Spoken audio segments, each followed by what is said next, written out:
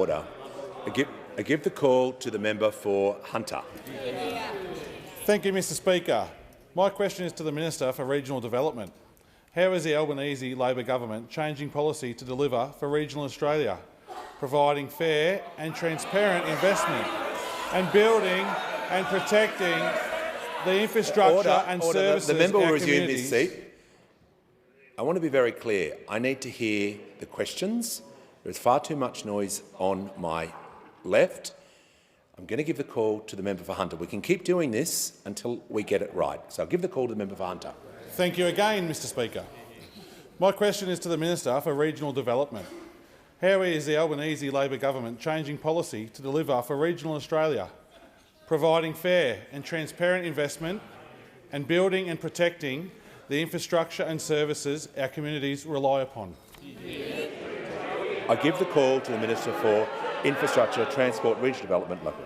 Thanks very much, Mr Speaker. Well, tonight you will see a budget that delivers for our regions. It will deliver responsible reform for regional programs and delivers on our commitments that we made to regional Australia right the way across this country. The budget Manager will Opposition include Business over will cease interjecting. 760 initiatives for regional Australia. In my own portfolio, it will include the Bass, Tasman and Tamar highways in Tasmania, freight roads in Western Australia, South Australia and the Northern Territory, Mandalong Road and the Muswellbrook Bypass in the Hunter, jetties up in the Torres Strait, logistics and industrial hubs in Gippsland, in Townsville, I see the member interjecting, and in the Northern Territory, cultural and sporting precincts in Alice and in Kalgoorlie.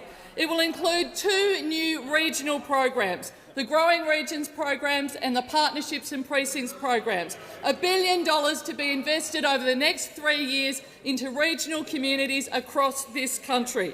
The budget, of course, ends the decade of waste and rorts and cleans up the mess that have been left by the Liberal and National Party.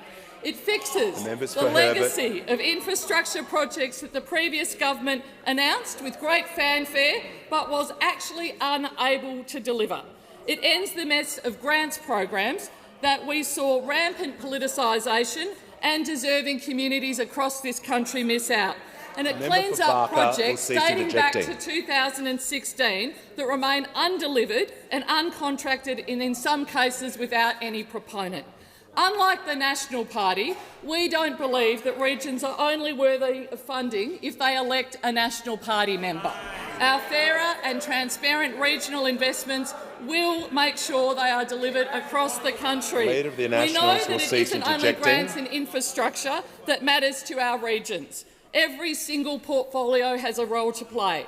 And that's why the budget tonight will deliver amongst the largest investment in regional communications that we have seen, along with powering the regions, the Regional First Home Buyer Guarantee, investments in First Nations communities and, of course, defending and protecting the sustainability of the NDIS and Medicare on which our regions so fiercely rely. And through it all, we will, of course, continue to deliver flood and disaster-affected communities with the support that they need, helping them become more resilient and to build back better, something the previous government did not do.